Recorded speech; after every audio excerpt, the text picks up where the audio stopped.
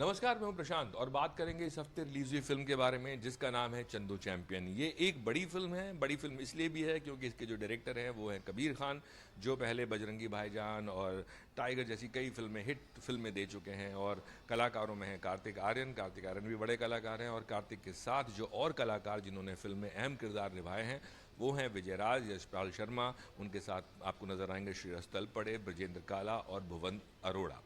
Film का जो संगीत है वो दिया है प्रीतम ने। और ये जो फिल्म है ये खिलाड़ी मुरलीकांत पेडकर की ज़िंदगी पर आधारित है। मुरलीकांत पेडकर कौन थे पहले मैं ये आपको बता देता हूँ। तो मुरलीकांत पेडकर महाराष्ट्र के एक गांव से आते हैं जिनको पहलवान बनना था और फिर वो घर से भाग जाते हैं, फ़ौज में भर्ती हो जाते हैं। पहलवानी वो सीखते हैं बचपन से, लेकिन फ़ौज में भर्ती हो जाते हैं। और फ़ौज में क्योंकि और इनका इनका जो सपना होता है वो ये होता है कि उनको ओलंपिक में मेडल जीतना है, लेकिन फ़ौज में जो खेल है उनमें पहलवानी नहीं है, तो ये बॉक्सिंग की ओर रुख करते हैं।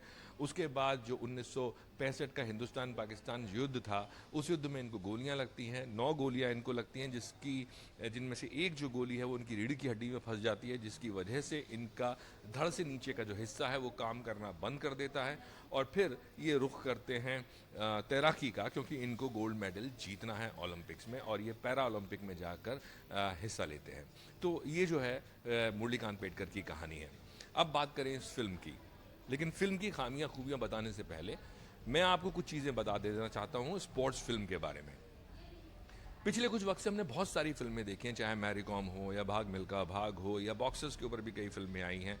इन फिल्मों में जो सबसे बड़ी प्रॉब्लम होती है वो ये होती है कि इन फिल्मों का जो ढर्रा होता है वो एक जैसा होता है। क्योंकि कोई भी जो आदमी खिलाड़ी बनना चाहेगा वो खिलाड़ी बनना चाहेगा और वो मुश्किल परिस्थितियों में होगा। फिर वो एक कोच ढूंढेगा, उसके पास हो सकता है पैसे नहीं है, कोच जो है उसको लेने से मना करेगा। फिर एक पूरा जब वो हाँ कर लेता है कोच, उसके बाद एक पूरा ट्रेनिंग सेशन का एक मोन्टाज होगा, फिर बहुत सारे मैचेस होंगे, फिर जीत होगी। तो अक्सर ये ढर्रा, ये फॉर्मेट किसी भी खेल पर बनी फिल्म का या बायोपिक का होता है। इस फिल्म से जो अगर मैं बात करूं खामियों की, तो मुझे डर ये था कि क्या ये फिल्म वो ढर्रा तोड़ पाएगी, वो फॉर्मेट तोड़ पाएगी। तो जब मैं ये फिल्म देखने गया तो पहले मैं खूबियां बताऊं उससे पहले मैं आपको खामियां बता देना चाहता हूं। तो इस फिल्म की खामी, जो रोड़ा है सबसे बड़ा, वो यही है जो मैं पहले बोल रहा था कि हर स्पोर्ट्स फिल्म का ढर्रा एक जैसा होता है। तो जब आप ये फिल्म देखते हैं तो आपको कहीं ना कहीं पूर्वाभास होता है कि अच्छा आगे क्या होगा। हालांकि मुरलीकांत पेडकर की कहानी किसी और स्पोर्ट्समैन की कहानी से थोड़ा सा अलग है, क्योंकि इसमें और कई लेयर्स हैं। क्योंकि वो एक फौजी भी थे और सिर्फ एक ही खेल के पीछे वो नहीं थे। पहलवानी के बाद वो बॉक्सिंग, बॉक्सिंग के बाद तैराकी। तो फिल्म का जो ग्राफ है वो बढ़ता रहता है। तो इसलिए मैं कहूँगा कि मुरलीकांत पेडकर की जो कहानी है वो अलग है, लेकिन फिर भी जब आप ये फिल्म देखते हैं तो कहीं ना कहीं आपको कुछ स्पोर्ट्स फिल्म की याद इस फिल्म में आती है। जैसे कि इस फिल्म में आपको भाग मिल्खा भाग याद आएगी, ख़ास तौर से जब वो एक गाना होता है, मौज करे पड़ोसी अगरबत्ती मोमबत्ती बुझा के। जो गाना है वो आपको कहीं ना कहीं भाग मिल्खा भाग का जो गाना है हवन करेंगे उसकी कहीं ना कहीं याद दिला देता है। उसके अलावा जो दूसरा एक सीन है जो कि हवाई जहाज़ का सीन है, वहाँ पे भी वो आपको भाग मिल्खा भाग की याद दिलाता है। तीसरा जो ट्रेनिंग सीन है, जो आर्मी के लोग होते हैं, फौजी जो होते हैं, उनका जो ट्रेनिंग सीन है, उनके कोच है यशपाल शर्मा, वो कहीं ना कहीं प्रकाश राज की आपको याद दिलाता है। तो इस तरह से बहुत सारे ऐसे सीन्स हैं जो कहीं ना कहीं जो पुरानी कुछ फिल्में हैं वो आपको उनकी याद दिलाते हैं। दूसरी खामी मैं बोलूँगा कि जो कार्तिक आर्यन है, फिल्म की शुरुआत में जो उनकी जो बॉडी है वो एथलीट वाली लगती है, वो पहलवान वाली नहीं लगती है। और कहीं ना कहीं मुझे लगता है कि उस पर काम करना ज़रूरी था। तो ये मेरे हिसाब से फिल्म की खामियां हैं।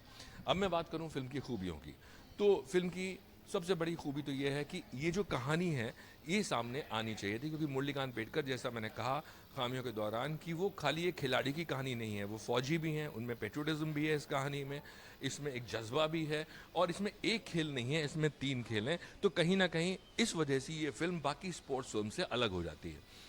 दूसरी खूबी जो मैं इस फिल्म के बारे में बोलना चाहूँगा कि लिखाई और कबीर खान का जो डायरेक्शन है वो इस फिल्म को बचाता है। क्योंकि जो ग्राफ है मुरलीकांत पेडकर की कहानी का, और जो अलग अलग उनके खेल हैं और उनमें अलग अलग जो चुनौतियां हैं, वो कहीं ना कहीं आपका इंटरेस्ट बना के रखती है।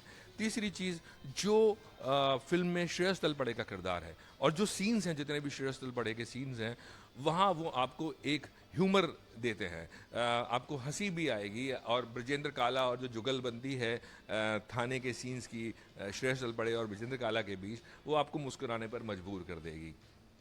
अभिनय की मैं बात करूं तो ब्रजेंद्र काला, श्रेयस तलपड़े, चाहे वो भुवन अरोड़ा हों, यशपाल शर्मा अपनी तरह से ठीक है, हालांकि याद दिलाते हैं आपको प्रकाश राज की। और उसके अलावा मैं बात करूं कार्तिक आर्यन की, तो कार्तिक आर्यन मुझे लगा कि इस फिल्म में कहीं ना कहीं उनके अभिनय में कई जगह पर मोमेंट्स में आपको गहराई नज़र आती है, एक परिपक्वता उनके सीन्स में नज़र आती है, ख़ास तौर से जो इमोशनल सीन्स हैं। और आपको लगता है कि थोड़ा सा जो कार्तिक आर्यन है वो अपने अभिनय में और बेटर हुए हैं, बेहतर किया है इस फिल्म में उन्होंने।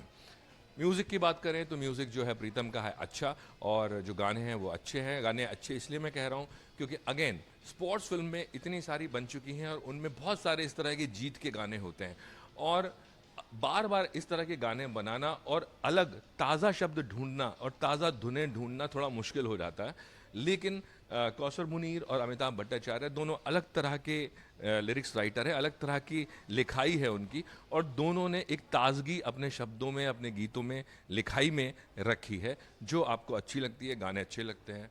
उसके अलावा सिनेमाटोग्राफी की बात करूं, खूबसूरत जो है फिल्म है और खूबसूरती से फिल्माया है जो इसके फिल्म के जो सिनेमाटोग्राफर हैं।